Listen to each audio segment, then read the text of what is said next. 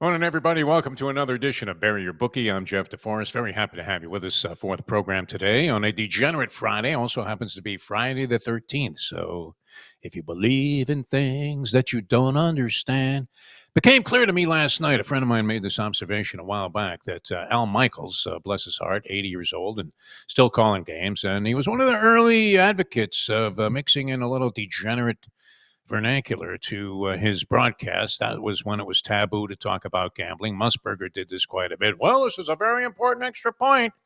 And you knew exactly what he was talking about because he had to be all in on some over under.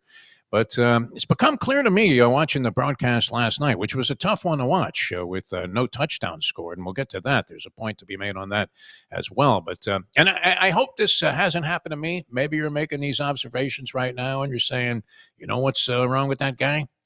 And I hope it never happens to you. But in Al Michaels' case, I think it's very evident that he has developed a serious case of puppet mouth.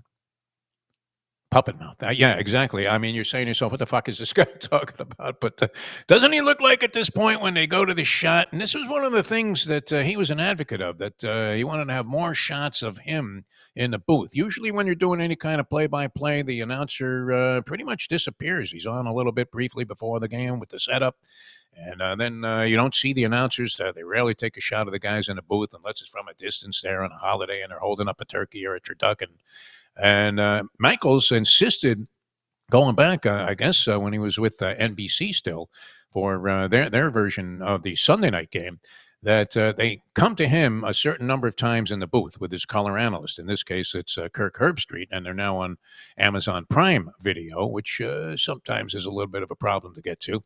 But doesn't he look like he should be sitting next to a ventriloquist or something? I mean, he really has developed a serious case of puppet mouth. I don't know if you made that observation. Still a very viable alternative. He may not be on top of his game like he was at one time, but a very pleasant and desirable alternative to hollering Kevin Harlan and or the screamer himself, the ultimate screamer, Gus Johnson. At least he's got a cool demeanor about him. And even if he misses a couple of plays, I don't know these John Sterling. It is high. It is far. It is.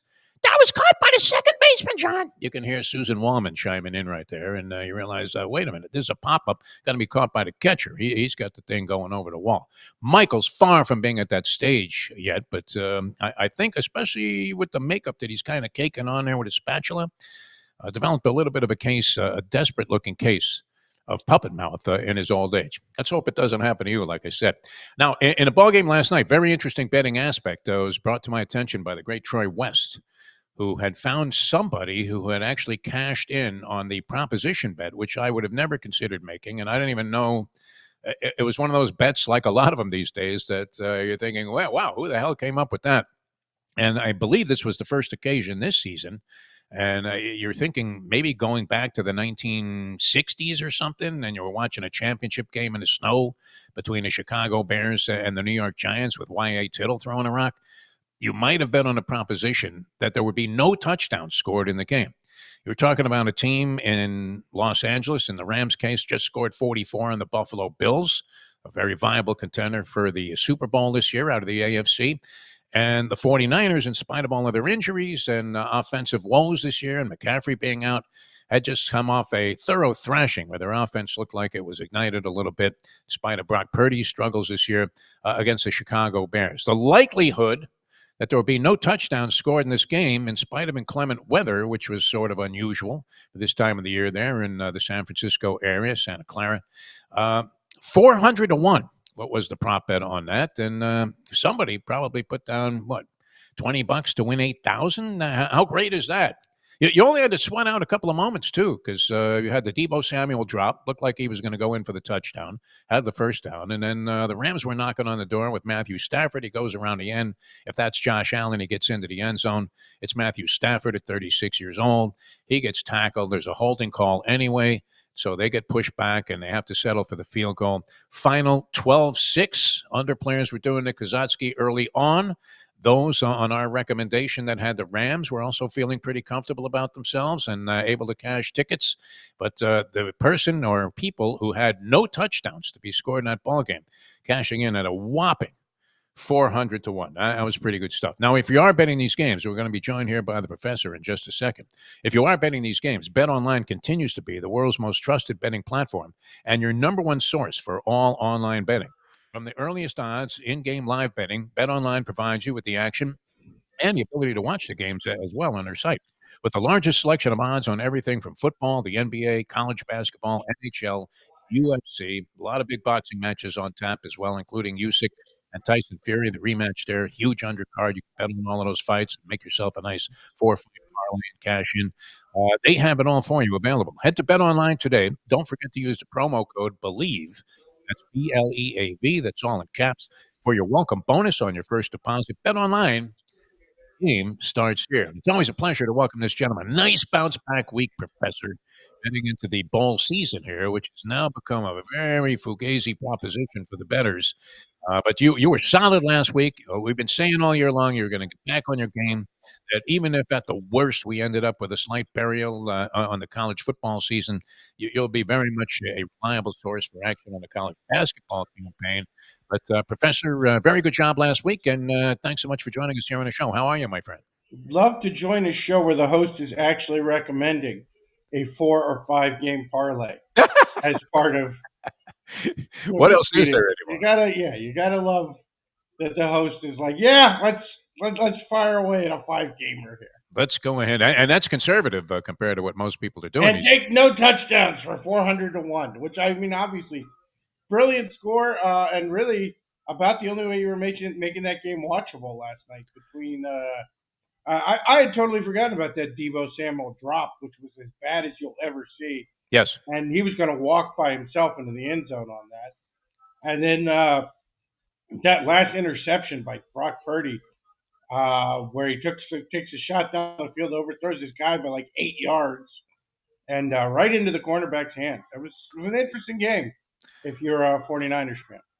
Dreadful from a lot of other standpoints. No touchdowns being scored. I want to say, I think Michael's referenced this with his puppet mouth that this was the first time it's occurred this year. So you're betting into a very negative proposition, no doubt about it. I didn't even realize that you could make a bet like that, and I don't know how much money I you. mean, look, it's the modern era. There's literally nothing you can't bet on. Yeah, it was really really good stuff. I All right, mean, you can bet on like the fourth team running back over under 1.5 yards. I mean, I had CD Lamb. I actually got a push on this earlier this week in the Thursday night game. CD Lamb to gain 1 yard. The over under on his rushing yardage was 1. oh, okay, yeah, there you go. You're thinking, okay, he's either going to, they have to get him the ball somehow. They got Cooper Rush at quarterback. And so you're thinking of ways for Lamb to maybe get an end around, some kind of sweep, pitch. And you either get thwacked there for a loss of 10 yards or probably break one down the sidelines for 5 or 6. 1 yard didn't seem unreasonable, thinking I thought he would at least get one carry. And sure enough, he does, and he goes for 1 yard. What the I fuck? actually had a parlay See, go there with you the go. You're broadcast parlaying too. where I had Bart Simpson over 1.5 touchdowns, parlayed with Ralph Wiggum to have 56 over 56 receiving yards during the Simpsons whatever it was Family Fun Fest. What do we do this week? Speaking of bizarre broadcasting decisions, they've Yeah. been waiting to do this whole Simpsons thing with Disney. They pick a Monday night game that starts at like 9:30 at night between the Cowboys and the Bengals, two teams fighting it out for a top 3 draft pick. Like, what the hell was that, Disney? That was an interesting choice. I need to definitely look into a flex on that ball game. I know you dread Army Navy week, and I am I with you do. 1,000% on this. And it seems to be completely un-American not to like the game. And with all due respect, That's the reason I dread it. It's like if I choose not to watch Bowling Green play Eastern Michigan on a Tuesday night, nobody gives me shit about it. yeah, But if you don't want to watch Army and Navy, you're a communist, particularly these yeah, it's one of those games. The two dreadful offenses that I always despised when watching college football. right? Fortunately, a lot of those have been weeded out of the game. Even the Air Force Academy has gone to a more of a How can you not stand watching the fullback dive 20 times during the course of the game? With apologies to our friend John Feinstein, who, of course, wrote a classic book about the meaning and the depth that's involved in the Army Navy 19 matchup. plays, 60-yard drives that eat up 12 minutes and end in a field goal. But Excitement, fine. this is a weird one because now Army was a darling of bettors all year long, of degenerate underdog bettors, They and are. Navy was as well. The For line, about the first 8 weeks, yeah. it opened up 4.5 in favor of Army. This game is being played in Landover, Maryland, which you think might, I don't know, I would imagine the crowd would be somewhat evenly divided. But the line has moved to 6.5, a pretty significant bump. And this isn't one of those games like the bowl games, the early bowl games, or the bowl games that are not involved in a college football playoff, where you're going to have to make a last-minute judgment or a last-minute rush to the windows because we don't know who's playing. I mean, everybody's going to line up in this one. Traditional rivalry is. Yeah, if you opt out of this one, you go immediately to the Middle East. But yeah, I mean, the 6.5 points with Army. I know one of your fears is that if you bet the game, that you'll be compelled to watch it. Exactly. So you might be staying out of this, but there's really little alternative this weekend when it comes to college football. Your other choices: South Alabama and Western Michigan. With everybody who can play a little bit opting out to go into the transfer portal and make some NIL money. So your other choice is literally betting on the backups of South Alabama versus Michigan. So, yeah, I mean, look, I do. Here's the thing: we were actually talking about a thread with another show we do with a bunch of handicappers, and one of the guys was like, "Well, you're on the public move here because the move was so big." Like, is there really a sharp move on Army versus fucking Navy? Like, every game, every year the game, it's like the Sun Bowl, some bizarre weather condition comes in. Again, as I told you, evidence that it's not just me. God hates this game. Like, a few years ago, like a random blizzard started 30 minutes before you literally couldn't see the field. You couldn't see, and I think one team was wearing white, so it was disguise. Yeah, a couple of years, it's been played in like a driving rainstorm that looked like a goddamn tsunami was getting ready to hit Baltimore. Usually comes down to a turnover or, you know, a botched special teams play or some fleek. Oh, they actually passed here and it went for 90 yards because nobody knew anybody on this team could throw a football. I mean, yes. So I'm inclined in this one, and maybe I am on the public rather than the sharp move here, to take the points just because 6.5 looks too much for me. Again, we've seen these two teams play. Both want to long drives, compress the game. You'll probably see something like 4 possessions per half, 8, which makes it tough to cover a sizable number. Anytime you miss, anytime the other team scores in a compressed game, it becomes very difficult to cover a number. I have told you, anytime you're getting above 3 in this particular game, I'd go ahead and take the points. Plus, you're in a situation, literally the only 2 defenses in the country who are familiar with these particular offenses because they run the same offense. Yeah. So you were saying earlier too. I mean, on the other bowl game that's going, which is South Alabama and Western Michigan, we have no idea who's going to be playing in the game, and it had made reference to some of the bowl games what we've seen in recent times. Where I mean, like the Miami Dolphins were doing several years ago to try and patch up their offensive line, or maybe decimate it because they were tanking for Tua at the time, and they were grabbing guys at gas stations and bringing them to the stadium there. Chris Greer, their general manager, and putting them in uniform, and they were starting. You had what? Some stockbroker ended up kicking field goals. I was for Clemson last year in the game against Florida State. They brought back a kicker who had not even been their starter, had been their backup kicker. Like 2 years earlier, graduated, went to Wall Street, but because his last year was the COVID year, he had an extra year of eligibility, literally pulled the kid out of his job to Wall Street. And, of course, he missed like a 24-yard field goal at the end of the game. Nice line drive into the ass. That ended up costing Clemson the games and went to overtime and Florida State won. Look, I'm not trying to criticize the industry here. And I know you have found some particularly great Mark Lawrence, some guys who have a good long-term track record. Anybody particularly in some of these deep minor bowl games, which might as well be called the transfer portal bowl, because anybody who can play at all on either team is now in the transfer portal, looking to make some NIL money with bigger schools.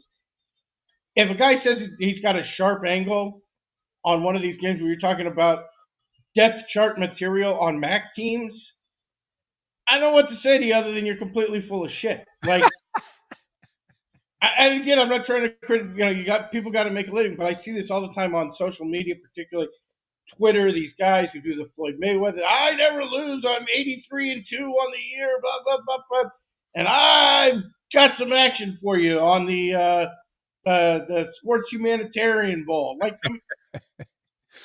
depth material at Ball State. Like, you're telling me you saw the third team linebacker play when he was playing Section 4A high school ball in Muncie, Indiana. You're so full of crap. Yeah. I mean, and again, if you're just taking action level, you want to watch the game, enjoy yourself, throw a little something, good. But don't tell me you have a serious opinion on these balls. Where again, we talked about it, and it has progressed. It started a few years ago, and I think it was Army back then. I think it was Army in Missouri, with a game where Missouri literally had like 6 dudes opt out, and they were all important starters opt out on the day of the bowl game. Up and through last year, where like 8 Ohio State players opted out like literally an hour before the bowl game. Again, these depth kids, a lot of them haven't played since high school.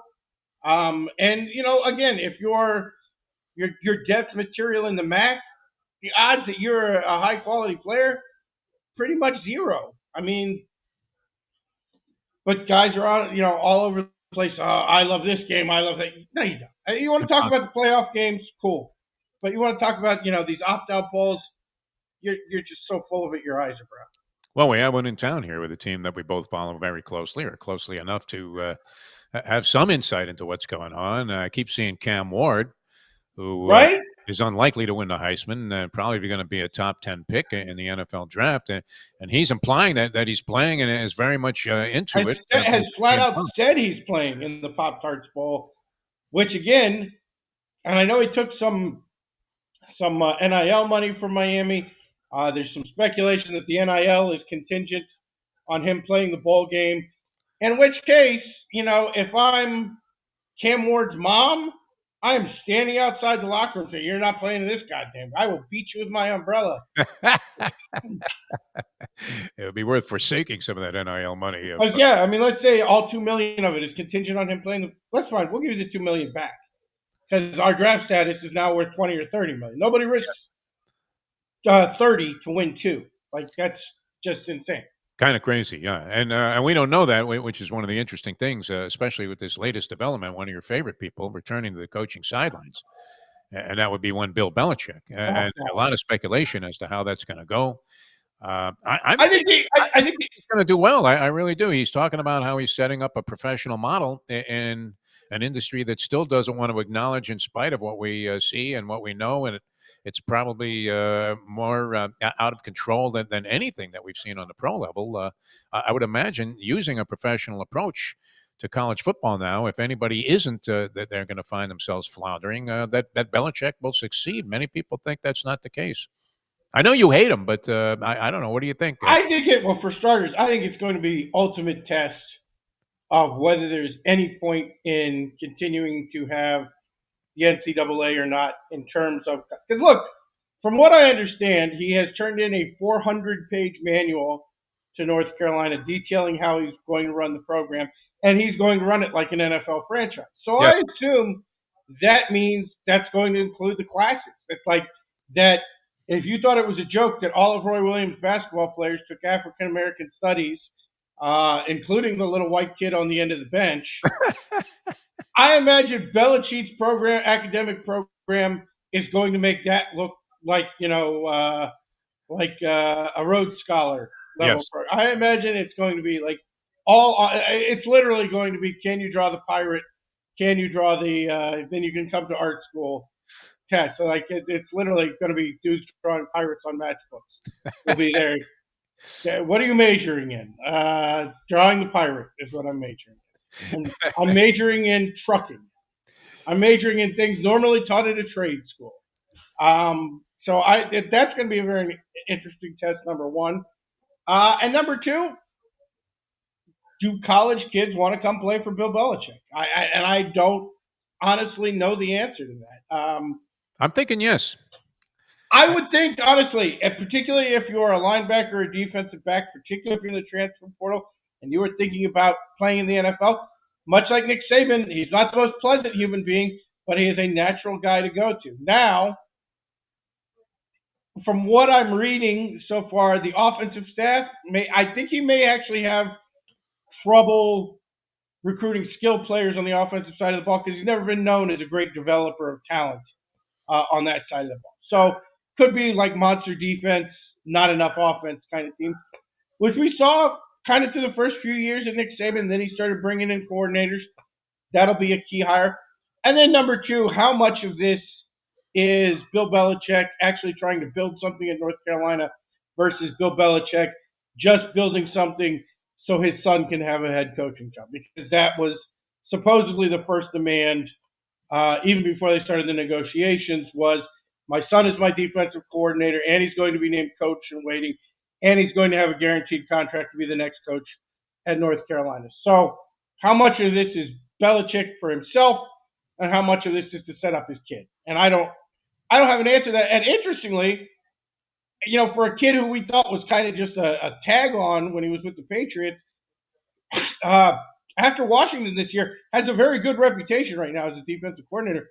Really didn't necessarily need his dad to get him a gig. He was probably on his way to getting a gig in a couple, 3 years anyway. So Doing a good job with the Commanders who have been with the Huskies, with the University of Washington, where he was the DC this year. Oh, yeah. Sorry about that. What am I talking about? Washington Commanders. Doing a nice job. Probably was in a position where he could have become a head coach very easily. So, but why not follow in the footsteps of Dad there at North Carolina? I mean, because there's scant little action to wager on a college football grid. I know you were looking at, and we don't have the lines yet. Your computer locked up or whatever on the on the basketball, yeah. On the basketball, but you do have a couple of leans. Definitely depending on what the spread eventually is. So let's go ahead and dive into a little college basketball on today's show. Yeah, unfortunately, there's nothing on the slate tonight, Friday night, for these games. So we're looking ahead at a few Saturday games. And again, unfortunately, college basketball order line difficult to find in the site I normally use. Doesn't have them yet for some reason. I don't know. Technical difficulties, I suppose. But we do have a few games we're looking at. One, 2:30 p.m., number 20, Wisconsin going to Butler. Butler kind of a sham of a team. Now sitting at 7-3. They were at 7-2, losing to North Dakota State earlier this week. I actually kind of like this Wisconsin team. You look at their losses. They went down to Illinois the other night. They lost to Marquette, very solid team, and Michigan, one of the surprises. All three very quality losses. You look at Butler on the other end. They're 7-3, sort of built on the back of a very weak schedule. I don't know what I'm guessing somewhere on the number. Wisconsin thin favorite in this one. If you're Wisconsin -4 or less, I would lean towards the Bucky Badger here and take Wisconsin and lay the points on the road. Next game, which is Marquette going to Dayton. Now, Marquette has been unusually public thus far this season. They do both have a loss to Iowa State. Dayton's other losses to North Carolina by only 2. And they only lost to Iowa State in tournament play by 5. So they've actually had a strong early season. I really don't have a clue what this number is going to be. As public as Marquette is going to be, I think they might be a little overvalued here. So if you can get Dayton with, say, 5 points or more, again, this number could be anywhere from like 3 to 6, in my opinion. But if you can get 5 or more with Dayton, I would be inclined to take the Flyers at home against Marquette there. And the last game, Gonzaga and UConn. And again, I have no clue what this. I could see this number anywhere from Gonzaga like -2 to UConn minus up to 4 since they're at home. If you're getting points with Gonzaga, I'd be inclined to lean toward Gonzaga plus the points. Not that impressed with UConn, particularly offensively, to this point in the season. If you can get the Zags at a couple points, I would take it. But again, no clue where that number is going to wind up. That was the other two. I think I have a rough gauge. I think Wisconsin's going to be somewhere right around 4. Again, the Marquette game anywhere from 3 to 6, and but UConn and Zags, I have no idea what the number is going to be. But if you can get the Zags at some points, I would particularly get 3 or more. I would be inclined to take it. You had a thing earlier. We do a segment called the Professor's Big Board. I did want to allude to. And we don't have the visual, which hurts a little bit of the impact of Well, hold on. Maybe what we we can. discussed. Hold on one If you second. could pull it up though, but that number 2 choice there I on hold the on big one board of second. Well, lame bowl game sponsors, which right, and we have some interesting ones this year. yeah, no, it was fantastic. Give You were me talking. 1 second and see if I can do this. Yeah, if you can pull it up, it'd be great. But you were talking about what was the game preview? Oh, it's the Veterans Appreciation Bowl. Right. Here you go. The The salute to the Salute Veterans to Bowl. Veterans Bowl, and here Look you at see it. This is the logo for the Salute to Veterans Bowl. It says sponsored by a company called Integrated Solutions for Systems. It looks like the goddamn ISIS logo. It really does. It It's almost looks like the salute. Like what veterans are you? Is it going to be like they bring out the flag and there's a guy from the Army, Navy, Air Force, Coast Guard, and the Taliban as they salute the veterans? it looks like you would have a picture of Mohammed Atta or something. Right? Flying planes into the World Trade Center. The Armed Forces Bowl presented by airlinehijackers.com. No, it's an absolutely bizarre logo decision for something called the Salute to Veterans. I don't know if you can pop up the number 1, but it's the number 1 annually of the lame It bowl is. sponsorships. Yes. And it's a product I actually like, but it is the most disgusting thing ever in the history, and that is the Duke's Mayo Bowl, where, again, everything about this bowl and the sponsorship, Yeah. from the weirdo mascot to that thing at the end where they dump the vat of mayonnaise on the guy's head, has this weird fetish porn vibe about it. And the only good news to me, for someone who hates Bill Belichick, is that there's a chance at North Carolina that Bill Belichick will wind up getting an entire Gatorade bucket of Duke's Mayo dumped on his head at some point in the future. So yes, We all know about mayonnaise in the heat, right? You ever left a sandwich in the car and right? the You want a big wife giant asks vat you, of it. "Hey, what'd you do with the food that we took from the restaurant?" It's in the car, right? It's 100 degrees outside. And You got a big giant vat of it sitting outside, happened to and be then we're going to dump it on your head, Bill Belichick. No, look, there's a lot of strange choices yes. with the bowls. It's not the old days where it was like my personal all-time favorite, not the worst one, but my all-time favorite was the Sun Bowl presented by Brute by Fabergé, which was the cologne you got your father when you hated your father like poison, and you wanted to say, "Merry Christmas, Dad. Go fuck yourself. Here's a bottle that smells like horse piss that I'm giving you for Christmas." And it went perfectly with the Sun Bowl, which is always annual. I don't know what the weather is like in El Paso, Texas, but the one thing you can count on with the Sun Bowl is that it's going to be the most bizarre weather conditions since the Israelites were escaping Israel and it rained frogs. I think raining frogs is the one thing they haven't done at the Sun Bowl. I don't even remember it. A few years ago, it was like 82 and sunny to start the game. It was Miami and Notre Dame. And then there was a goddamn blizzard at halftime. So somehow the temperature dropped like 50 degrees and it started being a blizzard in the first half of the game. There was another game. It was USC and Georgia Tech. And you tuned into the game and like, oh, a bizarre series of 45-mile-an-hour winds have now hit El Paso. And Matt Barkley was a quarterback for USC. They were throwing the ball downfield. The ball started blowing backwards because he was trying to throw it into like a low category tornado. Like that's every year with the Sun Bowl, it's something like one thing you never get is sun. That's true. Yeah, I mean, very inappropriately named. Anyway, sponsored for years and years by Brute by Fabergé. You got You'd be The better off cologne, with karate, yeah, for sure. cologne everybody hated combined with an unwatchable bowl game because of bizarre weather conditions. Professor, good luck. Hopefully, you get favorable numbers on those basketball games. And thanks so much for joining us. We'll talk to you again next week, my friend. You guys have a great one. All right, the professor, ladies and gentlemen. I'm obligated here at the end of the show, and we've talked about this in the past.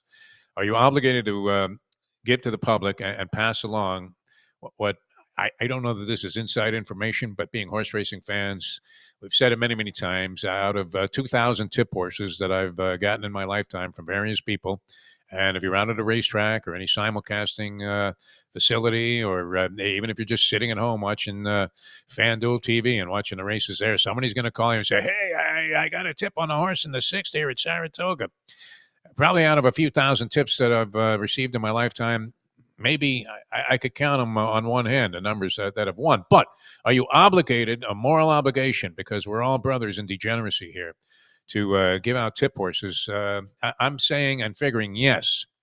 No recommendation you run to the bank and take out the mortgage payment and put it on this nag. But we do have a tip on a horse in the eighth race today at Oaklawn Park. Now, I was emceeing a luncheon with a bunch of basketball players. It was the South Florida basketball fraternity, which included a lot of dignitaries and a lot of people of merit, including the great Rick Barry, who gave a compelling speech while he was there in a Q&A session.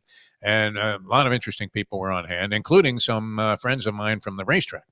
And naturally recognized me and said, "Hey, I got a horse for you." So this one guy who I consider to be a pretty good player, and he had a nice story behind this one, says that a horse called Tarabella, who's going to be the one horse in the eighth race. We'll have to watch this and see what happens. And if it loses or runs last, which it did, I think, the last time it ran, it was a hotly, touted information special.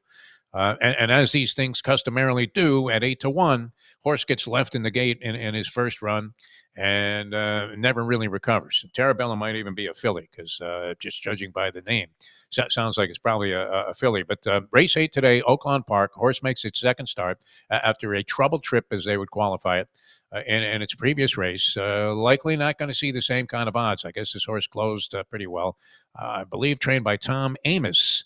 So we'll track that one. If we can't get you home with a football game, if we can't get you home with a basketball game, we'll try and get people home with the source here. And as I said, this is a parenthetical recommendation because it is a tip horse, and I don't know that I've ever played a tip horse by this particular gentleman in the past.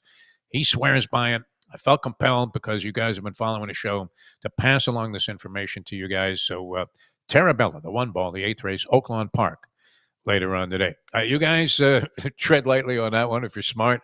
Hope you had the 400-1 prop on the no touchdowns in the San Francisco game against the Rams last night. One team had just scored 44 points in a ball game against the Buffalo Bills. The other team was beating the crap, even with their impaired offense that's been depleted by injuries, badly so. Lost their big left tackle. McCaffrey's out. Debo's not the same guy. All of a sudden, he's got butterfingers. But if you had the balls to go out there and put even $10 to win $4,000 on the no touchdown proposition bet last night, congratulations. You're far better off than we are. And we wish you the best of luck to continue and persist in having that kind of insight and foresight and the balls to go ahead and play. Thanks, everybody, for tuning in. We'll catch you again on Monday, the next edition here on NoFilter.net and all of our other affiliates of Bury Your Bookie. For the professor, I'm Jeff DeForrest. We'll see you next time on the next episode of the show.